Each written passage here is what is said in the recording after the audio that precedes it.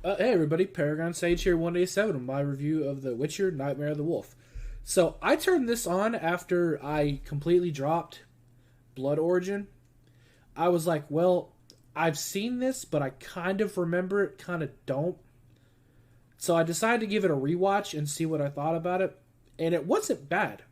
I don't know if this is original content or not, because if you care about the Witcher Netflix show, but you also played the games and the books, then you fully know they have deviated hard. Season one was kind of mid.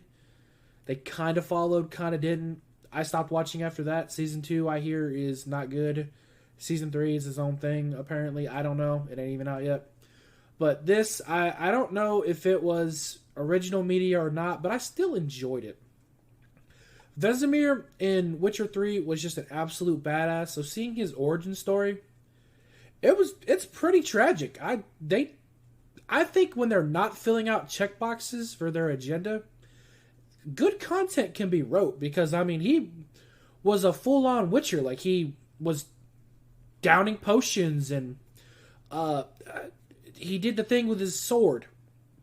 Or he was fighting an enemy, a completely made up enemy, not in the Witcher universe, but still they had their own made up lore for it and what it was weak against, and he coated his sword in something I can't remember to fight it. Like I was like, dang, that's actually cool. I feel like the Witcher game is brought to life in a degree, and it's not like they fuck around and find out. Like the first scenes go hard. They just throw you in.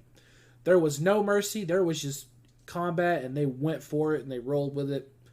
I enjoyed this. I don't have too much to complain about.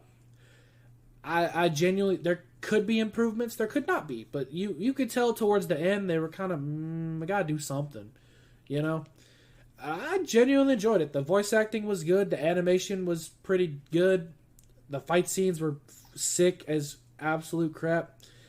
I think the one complaint I genuinely have, and they had to do this to make sense for the story, was, so spoiler territory, it's his full backstory that kind of skips around. It shows his childhood and him joining the Witchers. But his childhood, he had a best friend who was his love interest.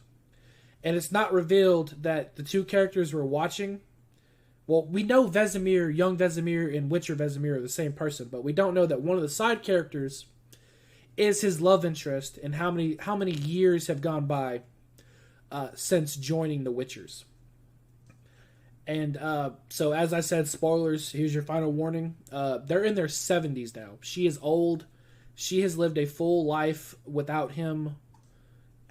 And they kind of have romantic tension, which that's fine, whatever. But I think what grossed me out, and this is me personally, it might not be you, whatever. But they do like kiss, and they don't finagle, you know. But they do kiss a number of times, and while it's sweet and nice, you know, it's bittersweet. But at the same time, I'm like, she's 70, man. That's my problem. But other than that, really, it's not anything to complain about. Like, it's kind of predictable. You can tell if you're actually paying attention, you'll know who the villain is and who's doing what if you really pay attention to the dialogue. But then again, you know, that's not really anything to nitpick at. Just something that's there, a little predictability, you know. Anyways, I would love to hear from you.